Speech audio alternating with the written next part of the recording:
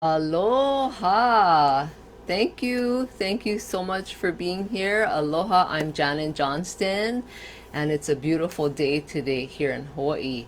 And I'm coming to you live, and I wanted to ask you how you're doing and check in with you. But I con- this week or today, I'm continuing my money and finances week and the topics that I'm talking about. And so I hope you were able to watch yesterday's Facebook Live that I did. If not, go back after and watch that video because I was talking about something that you normally wouldn't think of when you heard the word investment or investment portfolio. So I was talking about how an investment portfolio is not something that we're talking about investing your money in different places and in the stock market or anything like that. This investment portfolio is about you investing in yourself. And so I talked about two important things that I wanted you to put in your investment portfolio. And the first one was exercise or taking care of yourself because, I used the analogy of the oxygen mask in the airplane. And then the second thing I wanted you to put in your investment portfolio is about how um, I can't get the words out right now, but putting all your money or all the money coming in and going out on paper and being able to talk about money without getting upset or stressing out or freaking out about it. Those are two of the things that I want you to put in that portfolio. And today I have a third one. And there's going to be a lot that's going to go into this investment portfolio because you don't want to only have one investment in your investments, right? You want to have more. We want to diversify. We want to be able to include things that are important and that's going to help us.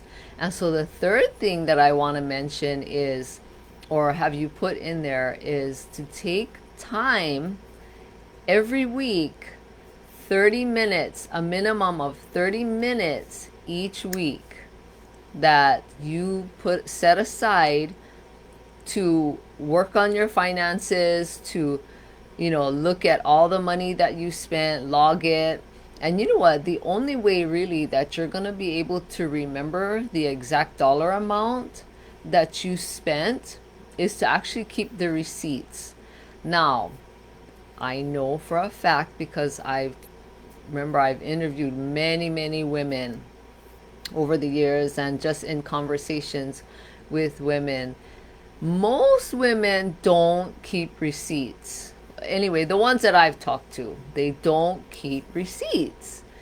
Like when you go shopping or you go through a drive-through or you buy something or even your gas, most women that I've talked to don't keep the receipts. They throw it away. Now, how are you going to keep track of your money going out if you don't even keep the receipts and log it? Okay, now remember I said you don't have to be fancy. You can get fancy, but you don't have to be fancy when it comes to logging the money that's coming in and the money that's going out. You can just write it on a notebook, or you can just write it on whatever paper you have. But it's more effective when you actually physically write it out. And I say this all the time because it's true. And so if you can find a day okay, now like a full week is 7 days. Okay, so we have 7 full days and there's 24 hours in each day. And in 7 days times 24 hours, that's 168 hours. So I want you to find a day and a time that you can stick to every week that you can spend 30 minutes to to log down, all the money that's coming in and money that's going out. Take a look at your finances and, spend some time.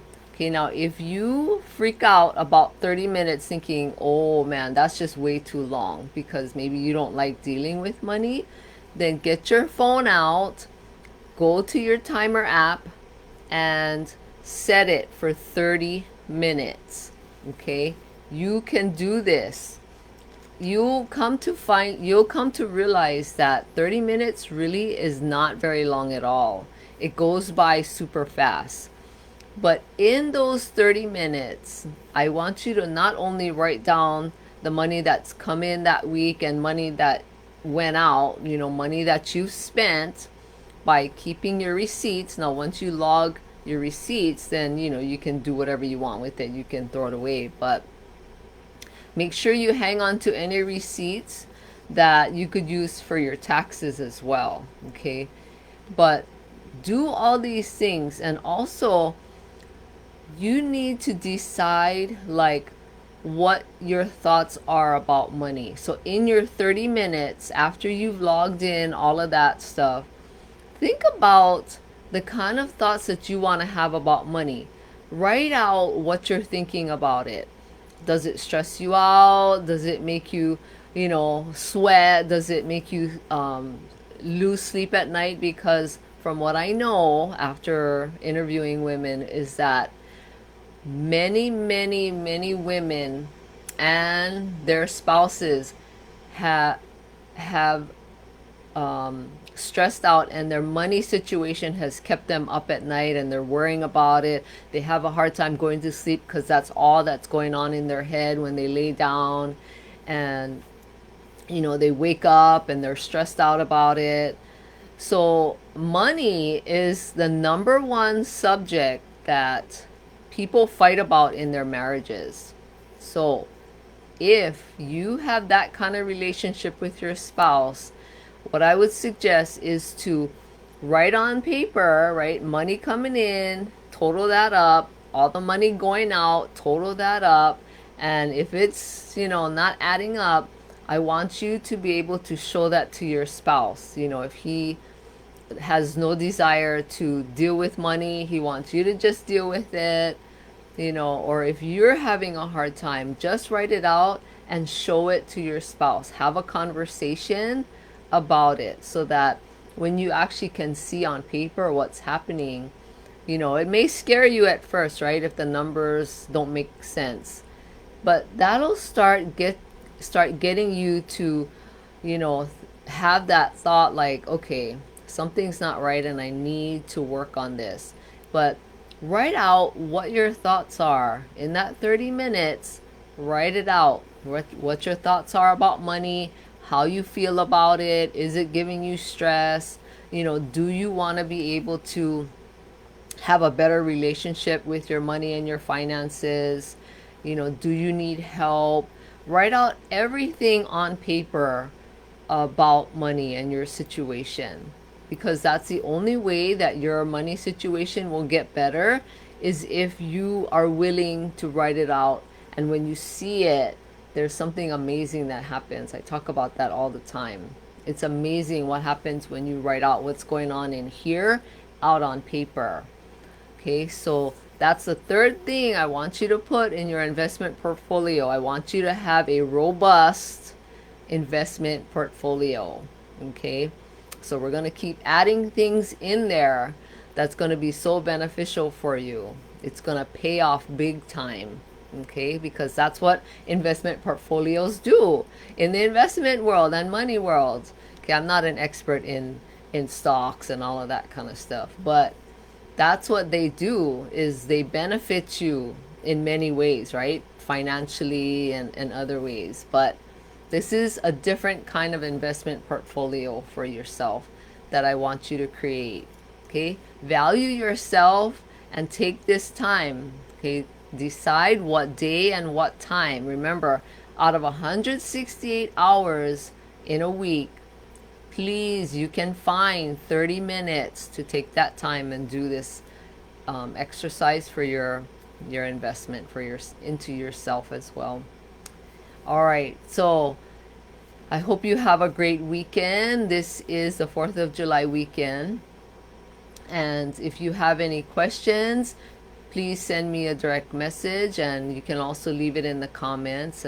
And please also share this video who you know would get great value out of it. There are other women who need help with their money situation, and you know, not everyone is comfortable with talking about it, and I want to be able to help you be comfortable with that. So take care of yourself and make sure that you do these exercises, and let me know what you think. Please leave a comment. All right, you folks, have a great weekend and take care. I'll see you back tomorrow, same time, 10 o'clock Hawaii time, 1 o'clock Pacific time. All right, take care. Aloha.